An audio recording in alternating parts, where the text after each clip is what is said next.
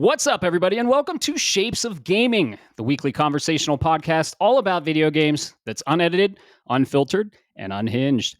I'm one of your hosts, Matt Stenson, Neocharge on PSN, and joining me, as always, for episode number 3 is my good friend, the co-founder and retro gaming encyclopedia himself, Bob Harriman, Leon Lyon Hartley on PSN. What's up, man? Good morning, Vietnam. How y'all doing out there today? Nice. I love it. Love the energy. Yeah, it's hot. It's fucking hot in Colorado. Yeah, I feel like a pig at a barbecue. Yeah. So, you know what is good for hot days? Cool drinks. So, as always, we'll start with what we're drinking. Go quickly into that. Yeah, let's not cut to the chase. Bob didn't get a chance to go to my beer store yet, so I'm still carrying the same thing from last week, the little red cap from Grimm Brothers. I still had one in the fridge, and I'll tell you this much: sitting out of the fridge after a long day at work, it goes down smooth. Oh yeah, that's awesome. Reds are always good. Hey man, sometimes I'm gonna double up beers too. All good. Yeah. I'm sticking with the theme here. I got a really good summer brew from Avery. Avery is out of Denver, Colorado. Did you know that? I've heard that, but once you get north of Castle Rock and the Colorado folks know what I'm talking about, it just becomes one big metropolitan map for me. Basically, yeah. But I am drinking a fruited tart ale called Electric Sunshine from Avery Brewing. It's got pineapple, kiwi, and huckleberry. Ooh, that sounds like it gets you white girl wasted. You hear that? that's the sound of deliciousness, folks. Yes. I do like fruit beers. I don't know, especially for summer. But my favorite beers in the summer are actually cucumber. You ever had cucumber beer? No, that sounds like, I don't know, abomination. Cucumber. So cucumber is, yeah. Go ahead. I was gonna say a cucumber is flavorless. It's 90% water, anyways. Nope. I'm gonna get some cucumber beers. 10 Barrel makes a good one, and that's also in Denver. And yeah, you ever put cucumber in water? You ever go to those fancy restaurants where they have cucumber in water? Yeah, I never tasted difference because I don't know. Maybe I'm just inept. Interesting. No, cucumber kind of freshens up the water a little bit, and cucumber beer is really good, and it's really refreshing. And that's 2 beers I'm going to save for you. I'm going to save the Hawaiian TKO, the Hawaiian Punch Sour, and then I'm going to have a 10 Barrel cucumber sour for you. It's delicious. Ooh. Yeah, it's delicious. You do that, and trust me, next time I go back home, I'll bring you a 6-pack of Spotted Cow. Heck yeah. So love it. How's your week been, man? Dude, it's been going nonstop. Well, it's been this like weird roller coaster. So it feels like a stop start situation. Just finally got off work. Working through that business. Life seems to be going between juggling everything the family wants and what the boss wants, and then trying to play video games at the same time. Needless to say, it's been a good week for me to be in between major releases. What about you? That's always the struggle. Life's been good. I'm not gonna lie. Clair Obscure Expedition 33. I finished the story. I actually finished in game. I actually platinumed it, so it has been platinumed, and we'll talk a little bit about that and what we're playing. It put me on my ass, man. The story, without spoiling anything, makes you really think about important things, and yeah, sometimes there's these games that come along that affect your real life, and you can relate to them, and you relate to things you've gone through in the past, and you relate to things you think about a lot. And I'm being vague here for a reason, but it really put me on my ass. It, like, for a couple days, I was just like, man, because that game is a masterpiece. And we're trying to get a spoiler cast put together, but I think I really do want you on there, and I'll wait for it. And I think it'll be good perspective from you fresh off the game, and then me having kind of some space in between just finishing it. And I think that'll give multiple perspectives. And I'm trying to wrangle up a couple other people to be on the spoiler cast because we're doing spoiler cast now. Yeah, I mean, anybody that's out there who may not have heard or seen, our very first spoiler cast went live this week on Tuesday, actually. So yesterday from when we're recording now, but it's all about Oblivion remaster. We had a very special guest and friend of mine and the friend of the show who actually did the intro and outro music for what you're listening to right now. We spent about just under 2 hours, I want to say, talking about Oblivion remaster from the bottom to from front to back, everything that's comparisons in between. So definitely feel free to go check that out. It's free for everybody, still on the main channel, so it'll show up if you haven't seen it on your feeds yet. Yeah, it's super cool. It sounds like you guys had fun on that one. Shout out to Alex. Thank you so much.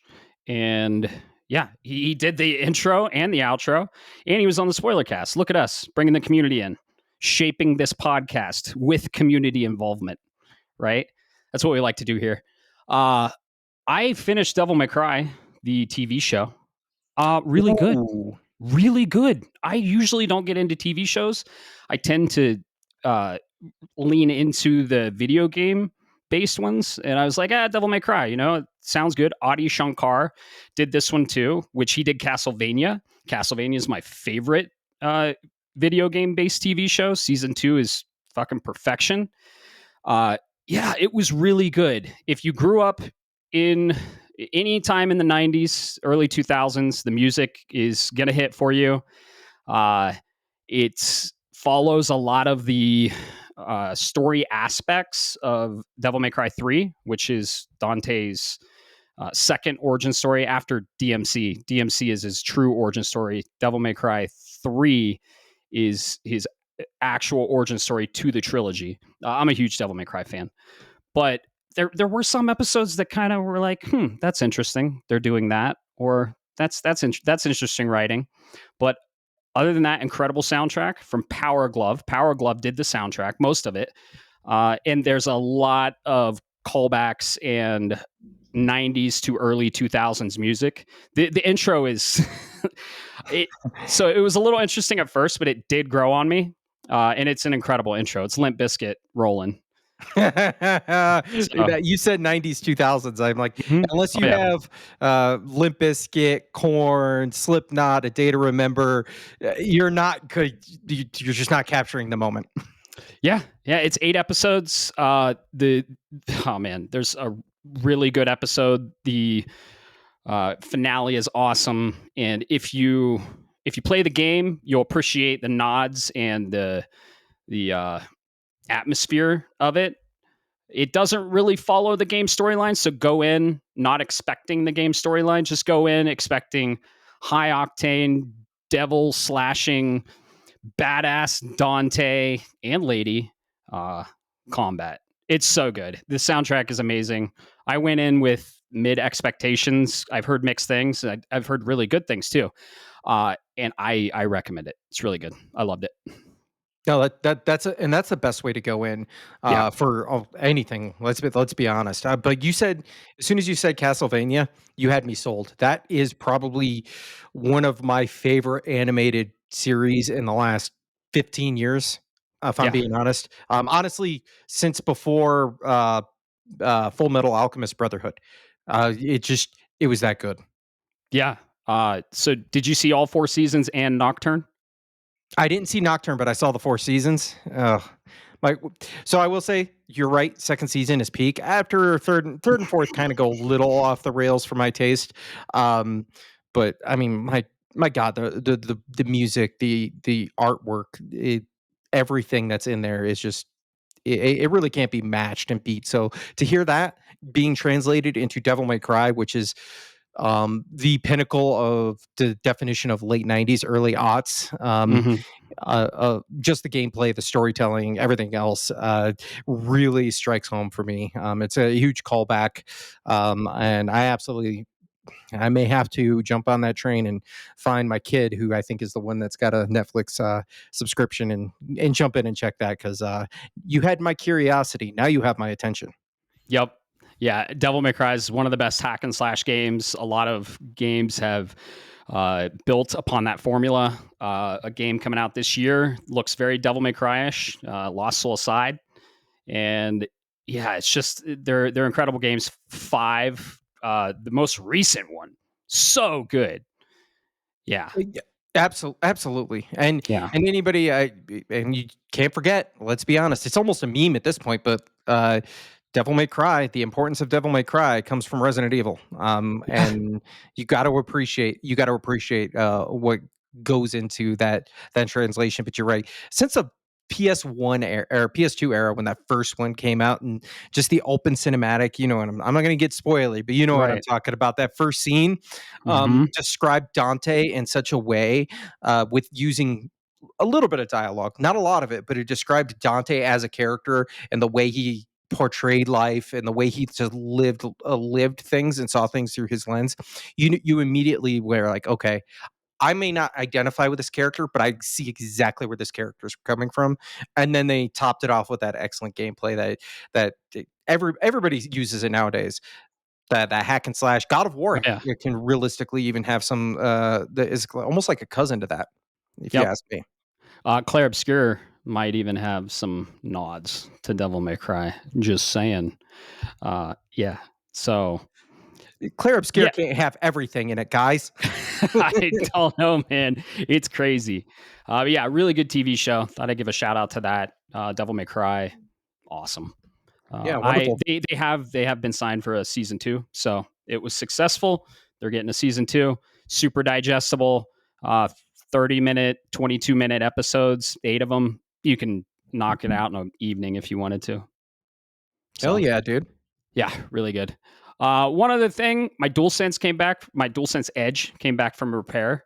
I don't know if they replaced it or repaired it, but it works now. The paddle was sticking on the right side. I don't I'm not abusive to my controllers anymore.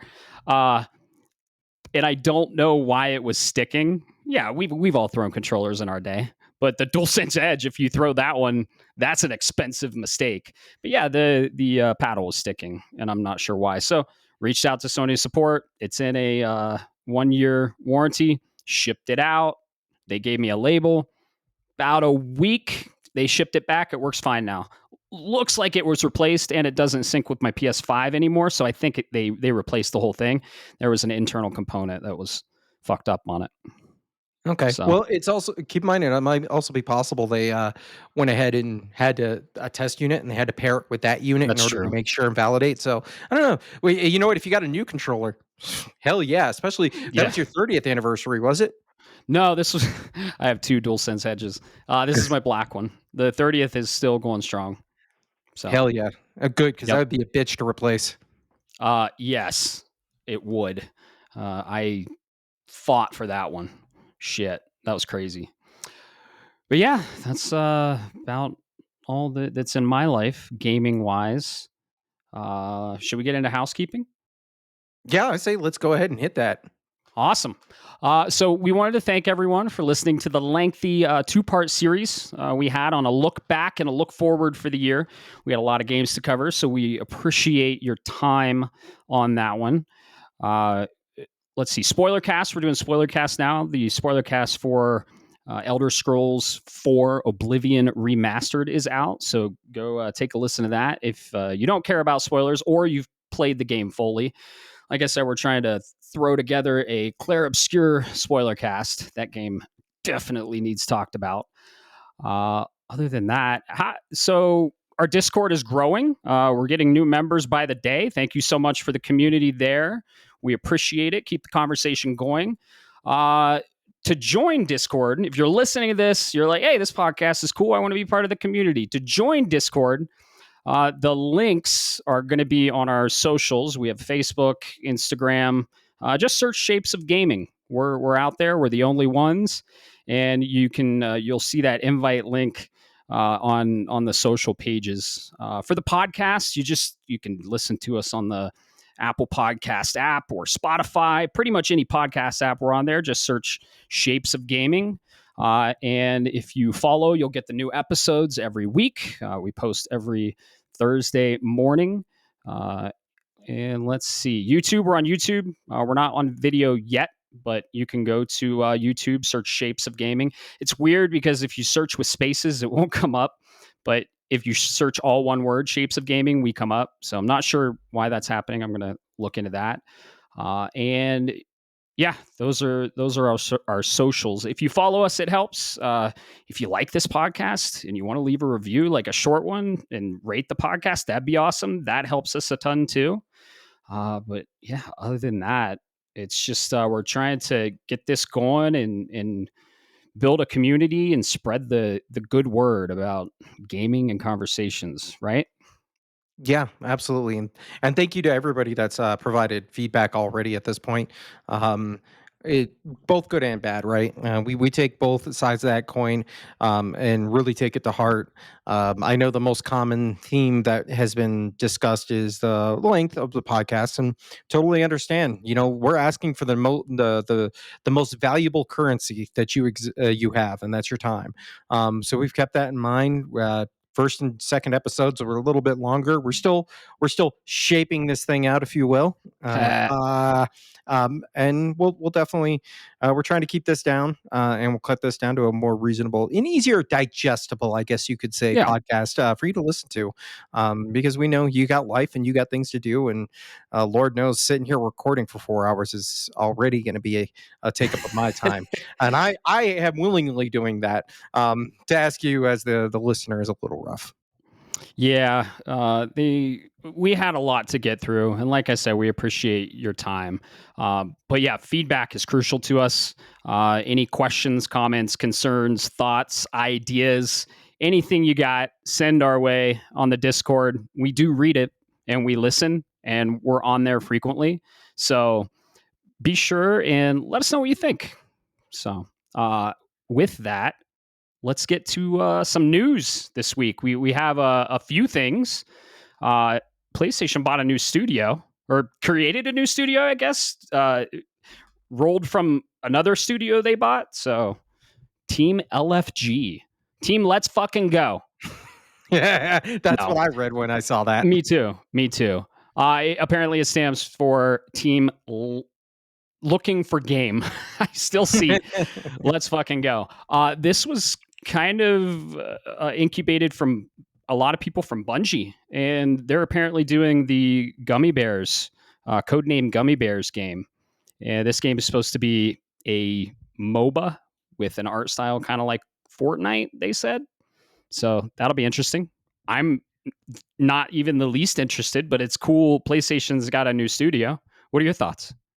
Yeah, so this is what's most interesting is this is so I have a couple of thoughts. One, while not necessarily confirmed, this has got to be the Gummy Bears team. We've known for several, well, at least 2 years now, I want to say, I about think this it was project. confirmed. Yeah. Was it? I think I haven't so. heard that. I haven't heard that yet. But if not, the Hulk. writing was on the wall very well to have this as that Gummy Bears team. And the Gummy Bears team is another, or rather, a project that was being spun off by Bungie. And it makes sense, especially if you look at the way Bungie was purchased and the way things have been going so far. It makes sense to take part of the team that's working on this project, spin it out, see what happens. It's a small, more lean team, so they have the ability to be flexible because Bungie, as we know, is spinning up for Marathon, and that train, you just don't turn it quickly. You got something Not for us? confirmed. Not confirmed. So good call on that. That's why we fact checked. I just want to read a little excerpt of what the blog post says. Our first game is a team based action game that draws inspiration from fighting games, platformers, MOBAs, life sims, and frog type games. We still don't know what frog type games mean, and Bungie likes to put little cryptic messages and secrets for people to find out. So I think that's one of them. And then this is them saying players will inhabit a light-hearted comedic world set in brand new mythic science fantasy universe. We can't wait to reveal more. So yeah, our thoughts is this is definitely the Gummy Bears team. So, but good call. That hasn't been confirmed. Thought it was. That's why we fact check for you all. Yeah, absolutely. And you're very welcome there. But yeah, that first sentence you said, our first game is a team-based action game that draws inspiration from fighting games, platformers, MOBAs, life sims, and frog types. While we don't know what frog types is, you have so many different things put into a blender here. Instead of saying you draw inspiration from X, Y, Z, I'm surprised, to be honest, that it doesn't include Bloodborne or Souls-like games in there. Like, or Metroidvania. or Metroidvania. Stop doing word putty at the board. Like, we're the customer. We've been playing these games forever. Don't insult our intelligence about this. And I get Yep. it's publicity, and just say you're developing something new and exciting around a fantasy realm and multiplayer or whatever that is. Keep it succinct. Keep the messaging clear, because this muddies the waters. And you give me that description outside of MOBAs, which I play still occasionally. I have zero interest now as a Yeah. customer, and I've been playing games, and I play almost about everything short of racing and fighting games. So that description doesn't mean nothing, doesn't get me any excited. Say you're doing something new in this world, or this type of a world that's a fantasy, sci-fi, whatever, and you know what, you might get my attention. So whoever that community manager is, they need to kind of figure that one out. Right. Like I said, I'm not interested in this. It's really cool that PlayStation is kind of utilizing Bungie because they bought them for a lot, and they're spinning teams off of the core team. But yeah, all of that doesn't really. I'm not interested in those genres or the concept. But it's really cool to see a new team. Sony is creating Team LFG, so that's cool. But I agree with you, Bob. Uh, let's see. Doom comes out today, technically, tomorrow for us, today for you guys, for you listeners. Whenever you're listening to this, if you listen to it on release Thursday, Doom is coming out, is out already. So, Doom: The Dark Ages, check that out. Only issue I have about this, and I wanted to talk about it, Nintendo's doing the same thing, and these are called key games. What this is, you and I are both very physical heavy gamers. We enjoy our physical copies of games. I appreciate being able to play a game offline, not having to check in. Hell, Xbox pretty much shit the bed when they announced, "Oh yeah, your games are gonna have to check in every 24 hours. You can't let anyone borrow them." And Sony uh, just completely demolished them in 2013 with that ad we talked about last episode. But it seems that Doom: The Dark Ages, if you buy a physical copy of this, you are going to get a plastic box, the paper insert, and a plastic disc with nothing. Well, the game isn't on it, but it literally has a license code on it, and it requires you to download the game. This sucks. And Nintendo is doing the same thing with third party. A lot of the third party Switch 2 games are what's called key games. Nintendo shows them a little better and says, "Hey, this is a key game," has a little key icon. On the Doom cover art, it's just a little tiny white banner at the bottom left, super small, that says "Internet required, download required," and that's it. And I fucking hate this. Yeah. Yeah. Oh, dude, as a collector myself, yeah, you can see the collection behind me. For those that don't have video, I've got a nice little wall going on. But I'm telling you, man, I'm split. I hate it. I hate it. I fucking hate it. But I'm also slowly coming to accept that this might be the way forward. Because I Yeah. think about the cartridge world during the early days, and the prices of cartridges going up before CDs hit, because the amount of data that can only be put on them um, restricted the hell out of what could be put into a game. Cut content is notorious in classic games because you only had an 8 megabyte cartridge, for example, which I believe was the largest you had for the SNES at the time. Things of that nature, right? So now we're reaching that point where even if you have the base game that could fit on the CD or the DVD or whatever format you want to talk about, you still have day one patches. You still have XYZ that's coming along with it. And let's be honest, the only thing that I'm really upset with, and I have yet to check this, and I think this would be a good bridge the gap for somebody like me, is okay, if I buy the disc and I pop it in, is there a way And Microsoft tried this, but they got 2013, but they got blown up. Is there a way to tie that game to my account so if something happens to the disc, I can re-download the game? But I don't need you going. The catch is the secondhand replayability. Like with Nintendo carts, or like if you sell in a game and then GameStop sells it to somebody else, that disc is then tied. That would be the only thing I could think of. But I think you could figure it out. But corporations want money, so guess what? They're going to get money from us. Yeah, yeah. To be clear, key games on the Switch 2 and apparently now on PlayStation 5 for Doom: The Dark Ages. It so you have to download the entire game. Nothing is on the disc. Your typical game has the entire game on the disc. Of course, it requires day one patches, right? But you have to download the entire game. Nothing's written to the disc. The disc is put in the optical drive to read the license key that says you own it. Mhm. So yeah, I ran into an issue with Assassin's Creed Valhalla. I had the digital version and I have the physical version because I got the digital on PS Plus for free. It's another reason I get physical versions because a lot of stuff that I get comes to PS Plus for free. And so you're like, oh, I already buy it, or oh, nice, I have the digital version now. But I didn't have an internet connection for some reason. New construction around here. Couldn't play Assassin's Creed Valhalla digital. Went on the shelf, got the Valhalla disc, popped it in, booted up, played it just fine.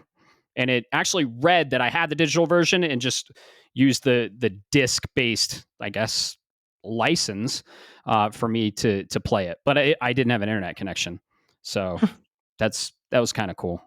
But yeah, dude, this is the way it's going. I'm not denying that. I'm gonna go fuck kicking and screaming. And yes, digital's super convenient, but like you, I have my display of all the games and I see them as art pieces. When you come over, we literally spend like 30 minutes in front and like I'll pull one out and I'm like, what'd you think of this game? And it's a conversation starter. And I think one of the podcast main topics we should have in the future is digital versus physical, the ups and downs of both. Yeah, I see it as art and it's so cool to display and it's awesome to see all those spines. And digital's convenient, but I'm not a big fan of it. I'm also a big proponent of ownership. And when you don't have the game physical, it's like, do you really own it? And I mean the digital version of what Lego Lord of the Rings. If someone bought it, they pulled it from the store because they lost licensing rights with WB, and you can't play it. You bought it, it's gone unless you have it downloaded. Yeah, no, it's funny you mentioned that. This is the one thing and the reason why I'm for it, Yeah. or keeping that physical. Thank God I have it. Came across this recently. Sea of Stars. I wanted to go check out the DLC. I had enough time this week in between games.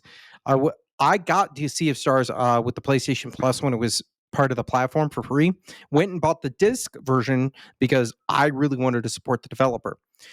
I went to go back to play it and check the DLC, and I was going to spend the whatever seven. Or no, it's a free DLC, so I was going to just download it and go from there. I go into the PlayStation Store. It doesn't recognize I have the digital version, even though I have the platinum because Hmm. they pulled it from the platform. So Yeah. now it wants me to pay $35 for the game. And now I'm stuck in this limbo where I'm like, no. But I'm That also stuck in sucks. a limbo because I don't want to open my sealed copy of Sea of Stars, which will probably never be worth anything. But like you said, Understandable.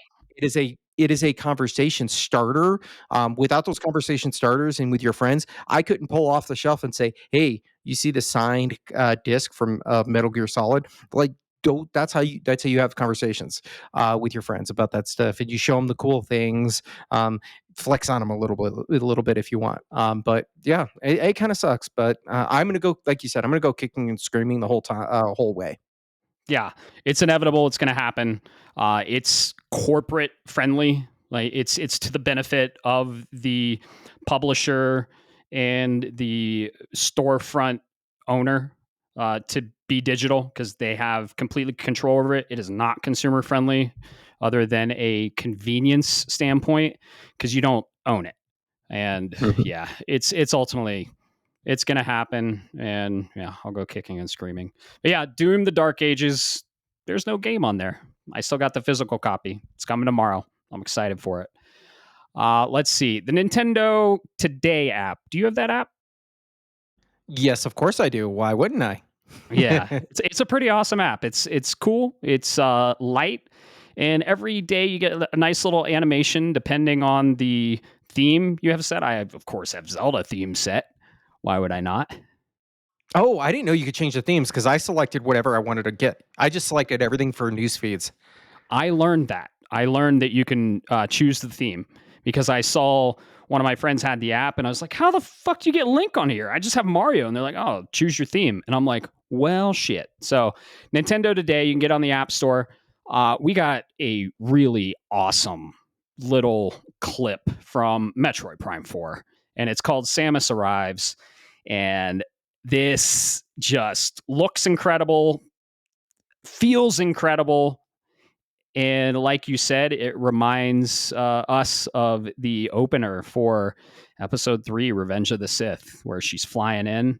Um, I don't know if I'll go too much into the trailer because you can choose to watch it or not for spoilers. But she's flying in her ship and she lands, and it's really cool. And it shows off Metroid Prime 4 on the Switch too. So if you want to take a look, it's like a minute and 30 seconds or something. Uh, Go check it out. It's really awesome, and I'm very impressed with the graphics and the performance. This game's going to run 1080 60 and 4K 120, and that's really impressive for a Nintendo console. So, yeah, I really enjoyed that video. Did you watch it?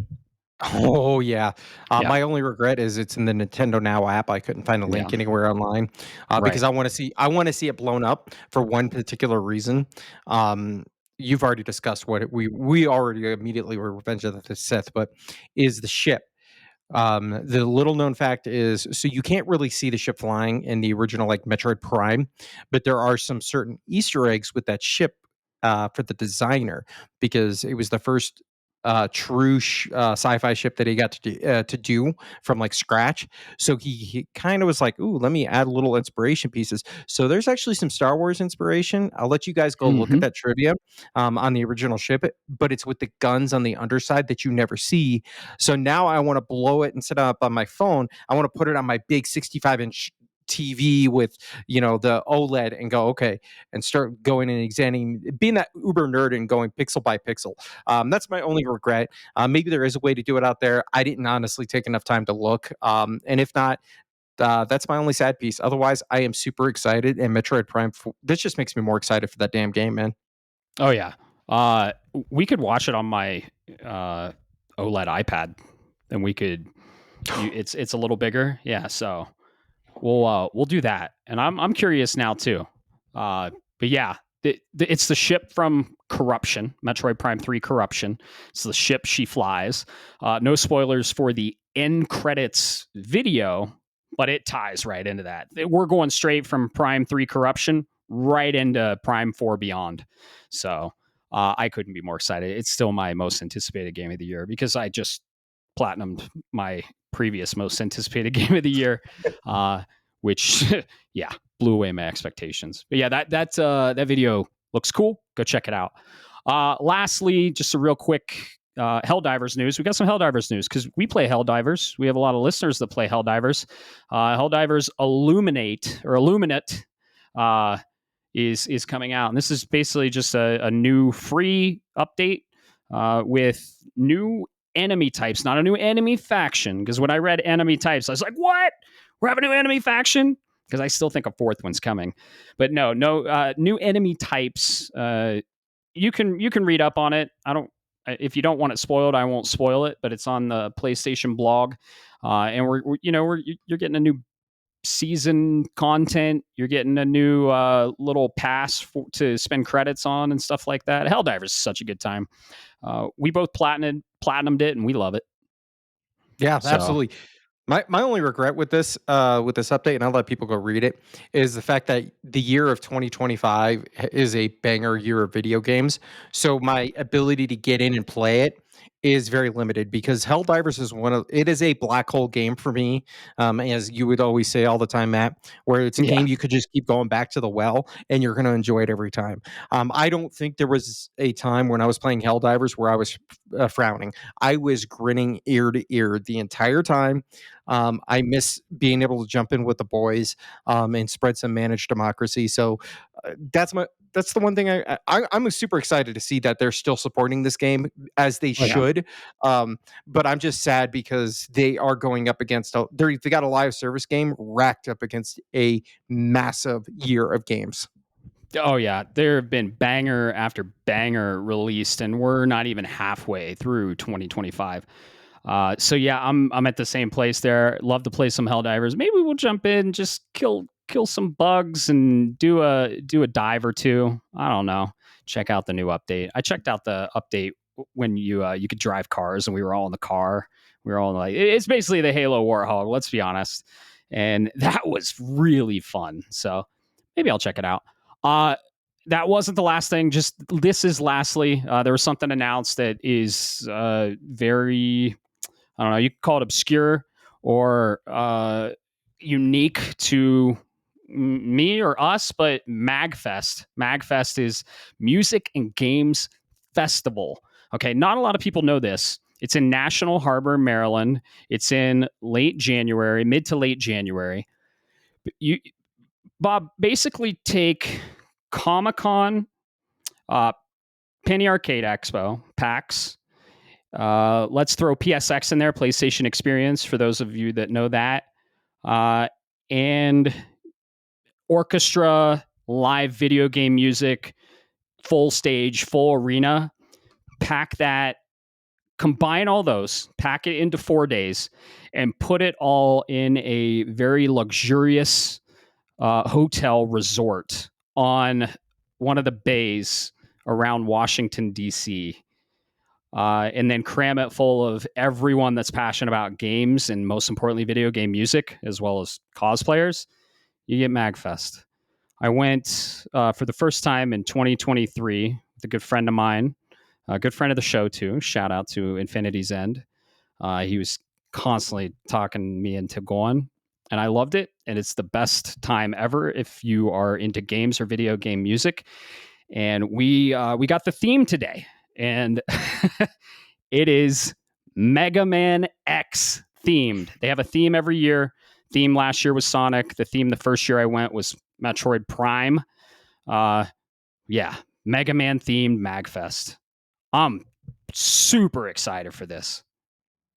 You don't not understand the level. I Words do. cannot describe my level of excitement for this kind of a thing.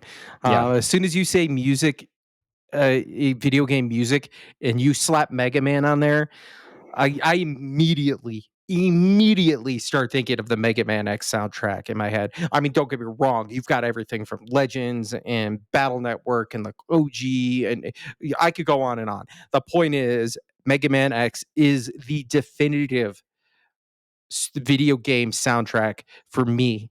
I could hear it in my head at on command at any given time, front to back. It doesn't matter. So as soon as you say the Blue Bomber is coming as a theme, I will sell my kidney and wake up in a motel bathtub full of ice in order to make it there.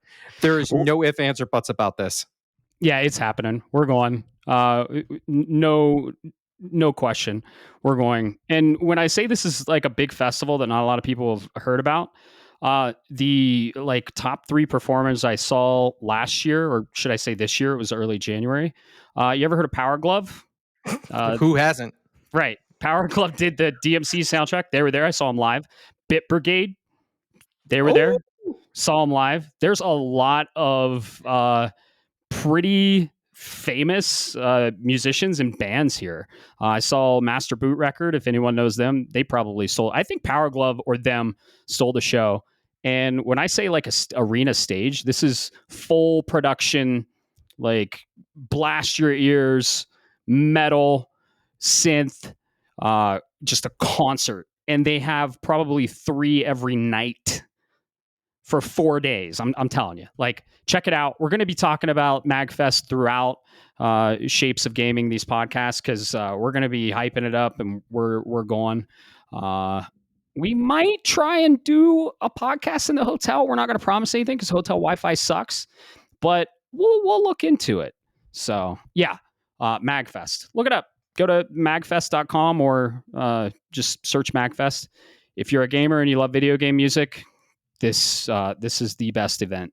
It's not cheap, but totally worth it. Totally worth it. So I'm excited for you to go, and I'm excited to go. This will be my third one. So I wanted to give a shout out to that. It's important. Yeah, absolutely. And if anybody has a trouble finding it, just follow me because I'm going to be the one screaming like a little schoolgirl the entire way there. Yep. Exactly. So what do you say we get into our main topic? Yeah, let's hit this road. Heck yeah. All right. So the main topic for this one, as you saw in the title of the episode, is the rise of indies and AA games. And we're kind of going to go into, all the indie games we love, all the AA games that are coming out. What's going on, man? Why are the AA games taking over? And there's so many indies. I play as many indies as AAA games. I think you do too. We're a big fan of indies. And we just kind of wanted to talk about indies and AA games and give them kind of the limelight. So Yeah. let's see. Let's define a indie game. So what is an indie game, and what's it stand for? An indie game is an independent developed game. It refers to basically an independent game, and they don't really have a publisher. They're a small dev team, and there's a lot of passion that goes into indie games because they're not AAA. They don't have a big publisher behind them pushing them to make content specifically for money. And that's why I play them, because you can see the passion and just that gamers make this. And there's so many indie games out there. Yeah. To be clear, so the indie developers are the small teams that typically are not signed on with a publisher at all on any kind of level, and they're literally pitching from this person to this person. Here's my idea. Here's my idea, and you're giving the elevator pitches, and you're trying to get out there. I just, I have a theory, Matt, as to why we're seeing the rise of indie games. Right. Mm-hmm. I think so everybody attributes it to XBLA from back in the day, and I agree. But the problem is that's dead in the water. Xbox Right. Live Arcade. For anybody that doesn't know what I'm talking about, that's where Super Meat Boy and stuff like that, and Castle Crashers. My God, what a Oh game yeah. came from. I think we start looking at the ability for developers to cut out the middleman on trying to pitch their publishing or their ideas to publishers. Mm-hmm. You can take a game for good, and this is a double-edged sword. You can take your game, go through, pay out the money. There's always a fee. That's almost a gatekeeper, and put your game out onto a platform, Steam, a PSN, whatever, right? And boom, guess what? You're in the door. That's a double-edged sword, but hey, you know what? I think that is the definition, or that is the key as to why we're seeing the rise of these indie games. And the second half of that, there was two parts that I may have failed to mention, is quite frankly, love it for hate it. It's the YouTubers and the streamers, man. The Twitch streamers. They get a hold of Marketing. Yeah. they get a hold of a game, they think it's funny, they get good stream numbers, and then next thing you know, boom, boom, boom. If it wasn't, listen to me now, folks. If you do not know what I'm about to say, I apologize. But if it was not for Matthew Patrick, aka the Theorist, Five Nights at Freddy's would not be where it is at today. I'm not saying he got it started, but what I'm saying is its meteoric rise was because of him. Yeah. And Scott Cawthorn put him in the Five Nights at Freddy's movie as one of those acknowledgments. That's awesome. That's really cool. And yeah, when you think of an indie game, sometimes you're like, oh yeah, pixel art game. No dig against pixel art. I love pixel art. They're some of my favorite games. But we just got an indie AA game that came out in Unreal Engine 5. And Unreal Engine 5 is a tool that anyone can use, anyone can learn. and it's available there, and it's an incredible engine. And the game I'm talking about, believe it or not, is Clair Obscure Expedition 33. That's probably going to be our game of the year. How this happened was the creative director, I might butcher his name, Guillaume Brochet. I don't know. Close enough. It's French. He worked at Ubisoft, and he was just tired of making their games. And I some games at Ubisoft are good. I play a lot of Ubisoft games, but you gotta admit they're a big publisher and they sometimes chase money. And he had a game in mind that he wanted to make because he loved specific types of games: Sekiro, Final Fantasy, turn-based JRPGs. And I don't know if it was pitched or he wanted to pitch it, but it probably wouldn't be greenlit anyway, or it wasn't greenlit. And he said, you know what? Fuck it. I'm going to create my own dev team. He went on Reddit and he built this dev team. He grabbed the composer from SoundCloud. He grabbed a bunch of his dev team from Reddit. And it's about 30-ish people, give or take. And he basically just made a game that people wanted to make, that they all had a vision, and he made a game that he wanted to play. He's a Sekiro speedrunner. Did you know that? I've heard the rumors about this. Yeah, no, he said he was, and I think like he has his favorite games. Final Fantasy VIII is one of them, so he was heavily inspired by Final Fantasy and a lot of games that we love. I see you're a man of culture as well. Right, right. Yeah, that's good. He has a passion. Yeah. So he created this dev team. He used Unreal Engine 5. He grabbed some really great voice actors. You got the GOAT out there, Ben Starr. He voices someone in the game, we'll just say. And you have his name escapes me. Look it up. He did Gollum. Andy Serkis. Andy Serkis, big name. He did Gollum. He did Snoke in what was it? The last Jedi. He did Snoke, and Charlie Cox, Daredevil. He does Gustave, the primary protagonist of the game. This game, I played it front to back. I did end game everything. I platinumed the game. You can go look. It was phenomenal, and it's a AA game. And we're seeing PlayStation, we're seeing Xbox, support these small indie ventures like the China Hero Project. They're grabbing small little developers and they're saying, "Hey, we're gonna help you out. We're gonna throw you some money to make your game." And Black Myth Wukong, they did it. That was Unreal Engine 4, if I'm not mistaken.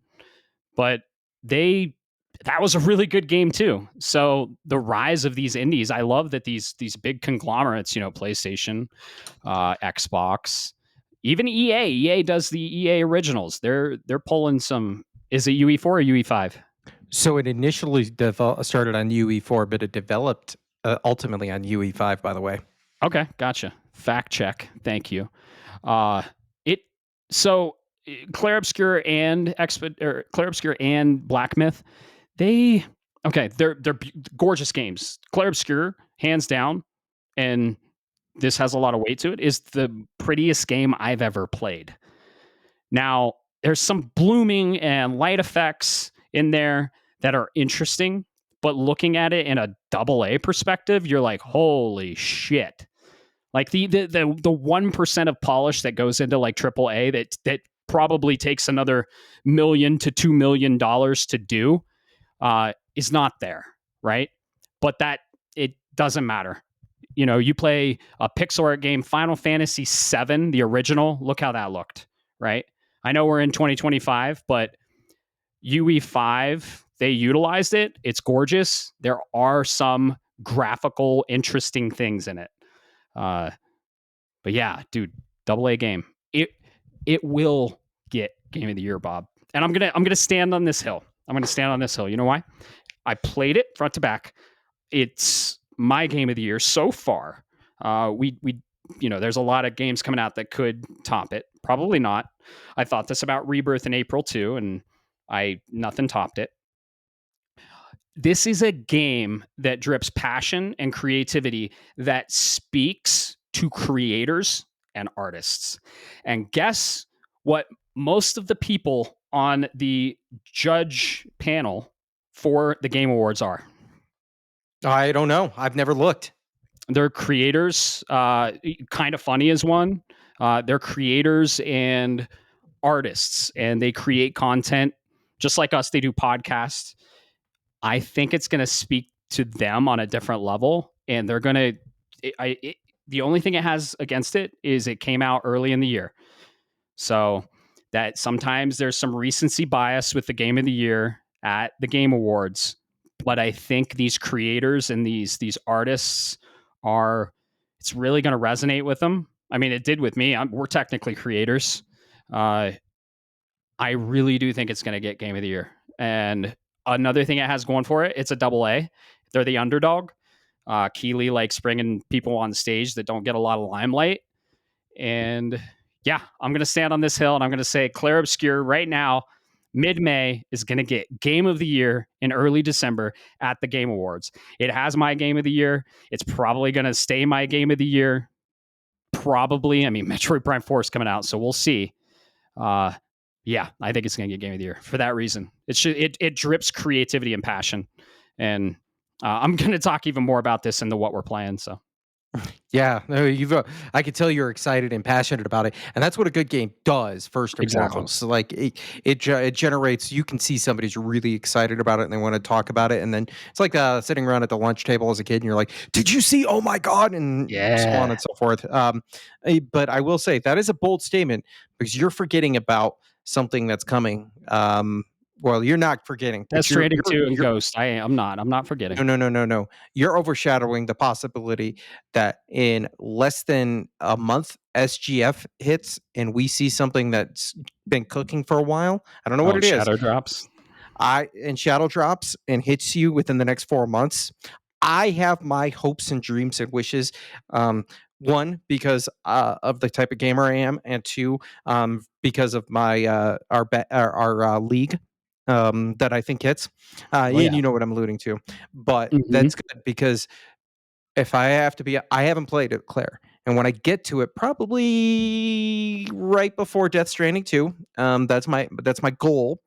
It'll be a good perspective because one of the games Yep. I on where what we're playing that I'm going to talk about is very much a distance from the original launch. So I give a little bit of a different perspective because it's a little bit of clarity in getting out of the zeitgeist.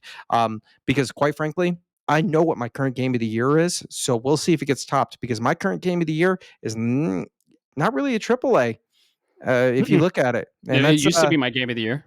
yeah, and that's the good old split fiction right there. Oh, yeah. So shout out because those are passion projects. That goes to my game, one of my games of the year last year, which started off as a passion project, and I know you refuse to play it because you know what'll happen, and that's Not gonna Block do it. from last year. Yeah, it's Um, free, and I still don't. I'm not even gonna play it. It's free on PS Plus, and I'm like, the no. community needs to get on the mat and get him to play it because he needs to be one of us. No, One of us. it's not that I don't think the game's gonna be good. It's not that I'm not interested. It's actually both of those are the opposite. I'm very interested in it, and I think it's going to be great. And I think I'm going to fucking drop like 100 hours into it. And I know myself, if I start and I pop one trophy, I'm like, let's just see if I can finish it. And then I'll pop like 10 trophies, and I'm like, let's just platinum it. Let's see how that goes. No, I know that dance. I know myself well. I'm not going to do it. I'm not going to do it. Even if it's free, it looks like a great game. I'm not really into card games. Inscription was an exception, but yeah, even Blueprints. Blueprints has a really good rating, but I just know these games are going to suck me in. I do like math in games. Claire has math in the Buildcraft, but yeah, I don't know. You know what the problem with Balatro is, and this is why I know it'll get you. What? I don't remember who was mentioning it. I apologize if somebody knows the creator I'm talking about off the top of my head. The thing with Balatro versus other games like Returnal, other roguelite lights, whatever you want to call them, Hades, is Balatro is really easy to restart a run on. So if you're playing Oh Returnal God. Yeah. and you're like, oh no, I think I can do this, and I'm on a really good run, and you think you're going to make it, and you get chopped down. Balatro, you can go, nope, I know this isn't going to be for me. You hit the pause menu, hit restart, boom, you're back in, and that That is an sounds addiction. dangerous. Yeah, it's an addiction because it keeps you on the edge the entire time. It keeps you going. It quite frankly is an addiction, folks. Ooh, that sounds dangerous. Black hole game. Ooh. But yeah, another indie game that's awesome. And I think these indie games, especially Claire, it's going to be a spark that lights a fire. Especially with Claire, I think we're going to see more turn-based games. Hell, Square might even look at the success of Claire and be like, "Hmm, maybe we should do a turn-based game," because they're like, nobody likes turn-based games. We need to go action. Now they've created some phenomenal hybrid action-based games that are in my top 5 RPGs. Final Fantasy 16. No matter how much flack it got, I loved it for what it was. From an RPG standpoint, not your traditional RPG, but was so fun, cinematic. I loved it. Uh, I do like Claire better though. Oh, you Claire should, as you Claire is should. above 16, so that's pretty crazy. Both voice actors, Clive and the other guy in Claire Obscure, both voiced by Ben Starr. So yeah, uh, I think to did you have anything else you wanted to talk about indie games before we go into our indie games that we recommend? I will say, it's not necessarily the indie games, but can we just as a shout out, this is for good and bad, but Ben Starr is the Pedro Pascal of video game voice actors right now. He is in Oh yeah. everything. And to be honest, I'm here for it. Yep. Yep. I would love for that man to narrate my life, maybe sing me a bedtime lullaby so I could sleep better. Uh, and I wouldn't mind being cradled in his arms. He's the only other person that could voice Snake, in my opinion. Oh yeah, I could see it. I watched that behind the voices for Claire, and I love that he said, or no, this was on. This was actually a shout out to Summon Sign, another podcast we listened to. He was on that podcast, and he said they were like, "What makes a good voice actor?" And he said, "Take your voice, and if you can put it in the palm of your hands and feel it, then that makes a good voice actor." And I heard that, and then I went and heard this specific individual in Claire, and I was like, yeah, I see that. There's depth and there's volume and almost an object of a voice in what he's trying to portray. And I got to say, the uh, character that he voiced in Claire Obscure, my favorite one, but I'm not going to tell you who it is because you got to play the game. Ah, you know I'm going to be there. Yeah, you will. I'm super excited for you to play. We're going to talk all about it. But yeah, that's a good point. That's a good point. Ben Starr is a gem in the voice acting community. He's almost up there when it comes to being in everything with Troy Baker. Troy Baker's going to be in Death Stranding too, and he Yes, was he will be. in Indy. He was in Indiana Jones and the Great Circle that just came out. So yeah. Uh, Talking about indie and double A games, we're going to give you our top 3 indie games that we've recently played. When I say recently, like last 5 years, I'd say. So take it away, Bob. What's your first one? We'll alternate. Okay. Yeah. So I've already alluded to my first one. Yeah, yeah. And I'm sorry to give that spoiler, but it was such a good leverage in. That's Local Funk's Balatro. What can I say about this? If you like poker, or correction, if you like roguelites and you don't understand anything about poker, still play this game.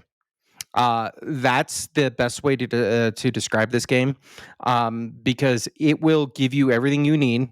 It scratches something in your brain. If you're the kind of person that I am, and the reason I play a lot of RPGs is because big number go burr. That is going to be Balatro for you.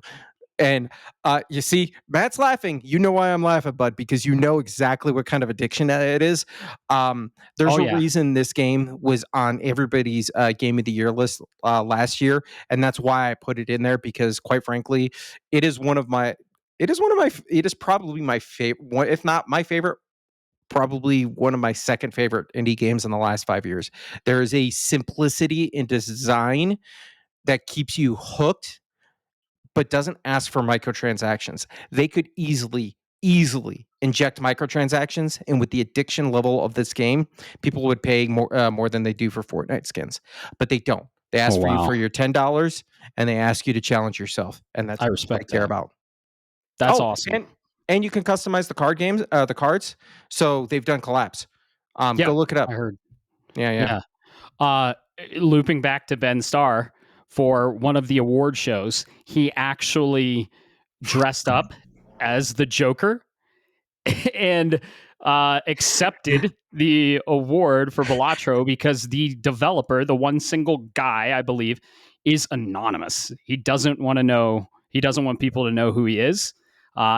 He hired or asked Ben Starr to do this, and Ben Starr as the Joker from Balatro is terrifying and very interesting at the same time. If you're curious about it, go look it up. Ben Starr as the Joker for Balatro, accepting, was it a Dice Award or was it Um, BAFTA? It was BAFTA. It BAFTA. Go was look it up. BAFTA. Oh my Yeah. goodness, it is just ah, Yep. it is amazing. Oh yeah. He's very funny. And Ben Starr's a gamer too. That's the cool thing.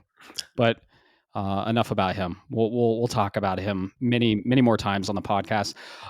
One, I was actually laughing because Endgame Claire, I was hitting six-figure numbers on my damage. So you said big numbers go burr. Yeah, Claire, you can build craft and hit those six-figure numbers in Endgame. Oh gosh. All right. Yeah. So now you've got my attention. Yep. Big numbers go burr, definitely in that game. My first one, our second one actually is the same. So I changed it. So I can't wait to hear your second one. And I'm going to talk into that too because it's one of my favorites. My first one is Sea of Stars. Sea of Stars came out in 2023. The great Sabotage Studio. They made The Messenger, which is another really great indie game. But Sea of Stars is incredible. It's pixel art. It was a Kickstarter. I actually helped kickstart it because I loved the concept. And Sea of Stars was teased in The Messenger by Sabotage Studio. They've been working on it forever.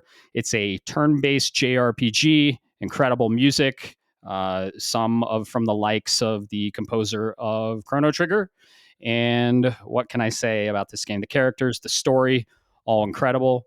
It has the reaction based combat like Claire does and like Paper Mario and Mario RPG, but it also has a combat mechanic with locks on the enemies. And you have different attack types. So you have blunt, you have uh, like slash, or you have moon or sun. And to if you break all these locks, let's say an enemy has a sun, a moon, and a blunt lock. You approach the enemy, you do a sun attack, it breaks a lock. You do a moon attack, it breaks another lock. You do a blunt attack, it breaks the lock and then staggers them. So it's really cool and it makes you like have varied combat, and there are a lot of damage types and there are a lot of different characters. uh Claire has a stagger bar too, so kind of the same concept, but the locks aren't there, but you can break an enemy in Claire. So yeah, Sea of Stars, turn-based JRPG, incredible studio. Can't wait to see what they do next. Amazing story, awesome music, really engaging characters. I there's a huge twist in the game. Just go play the game. I platinumed it. I loved it, and I'm very excited for the DLC coming out in like 10 days, 5 days, 6 days, 6 days. It comes out. So Throes of the Watchmaker.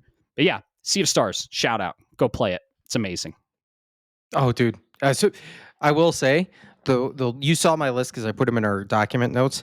Mhm. Um, There were certain games I avoided on this indie list because I knew Ah, you were already gonna speak to them. So, nice. to be very clear, Sea of Stars is not on my list, but it very much would be. Yep, But I wanted to give some love out to the other games that are out there. definitely. Absolutely, one of my favorite indie RPGs within the last 10 years, hands down. Oh yeah, Um, it's incredible. yeah, man. All right, so we should move on to the next one because I knew you kind of teased it. I know you want to talk about this. You want to talk about this No, I too. want to hear what your thoughts are primarily because I recommended this game to you. Yeah. In fact, yeah, that's exactly it. Um, so how do I put this? Hey, kids, do you like Zelda? But do you like not playing Breath of the Wild and Tears of the Kingdom? Well, guess what? I have a game for you. This is Kenya Bridge of Spirits. This came out in what, 2019, Uh, Kane 2021? Bridge of Spirits came out in 2021. Yep, Um, 2021. yep, Um, what can I say? Outside of the fact that this came from a small lab or a small studio, Ember Lab, and this game went right under my radar, and I absolutely regret it. Um, I'm not joking when I say it is very Zelda, old school Zelda, like think Ocarina of Time 3D inspired, where you're going, you collect this item or this power up, and this gives you access to do this next cool thing. But don't forget, because you got that, you can go back on the map and get additional collectibles. And those collectibles allow you to upgrade your character, which gives you other cool moves. It's got this almost like a modern sensibility in that regard. um, as for the story, I think it is very, very heartbreaking and very emotional. Um, it's one of those when I look at a story and I go to for the surface level and I'm like, oh, I- how do I put this without it's a spoiling other tearjerker for games? sure. Right. It is a tearjerker, but it's one of those you have to look beyond and look deep into it, read into a little bit. And it's a game that even if you don't understand, quite frankly, everything that's going on, like you're like, what's this place? What's this person? You're still gonna look at it and you're like, oh, that's actually pretty sad because you feel the emotion that's told out of it. Um, and look at me, I'm already wanting to tear up because that game is. This is. I haven't. But full disclosure, I haven't finished it yet. I had to break for something else, and I haven't come back to it. And I'm going to Understandable. tell you, I'm going to come back to it because not only is this game good, not only does it feel fun to play, not only is the story emotionally driven, it is challenging on top of that. It's not an indie game where you're like, "Oh, yeah, that was a lot of fun, but it only took me 10 hours to beat." I am currently stuck on a boss right now, and I'm not gonna give out spoilers. The I one have you played been over here. getting Yeah, I am getting my ass kicked. That's definitely And a it skill check for sure. and A it's a big skill one. check. You definitely have to do that meme of sitting up and looking at it, but sitting upright in the chair and taking it serious. So that's the other reason I've gotten back to it because I need to really like focus, and I haven't had that chance yet. But yeah, Kenya, Bridge of Spirits, I absolutely recommend this if you haven't played it yet. Yeah, I played Kana on launch and I saw the announcement. I fell in love with it. Ember Lab, a very interesting studio. PlayStation found them because they made a fan made CG Majora's Mask short. And not to mention, this game looks like a damn Pixar movie made in Unreal Engine 4, I believe. Double check that. Yeah, Unreal Engine 4. Uh, it's about, and this was all in the marketing, so not a spoiler. It's about a little girl goes around, helps spirits passed over after they die. So it plays off of that, and yeah, it looks like a Pixar movie. It is tough. I did platinum this game.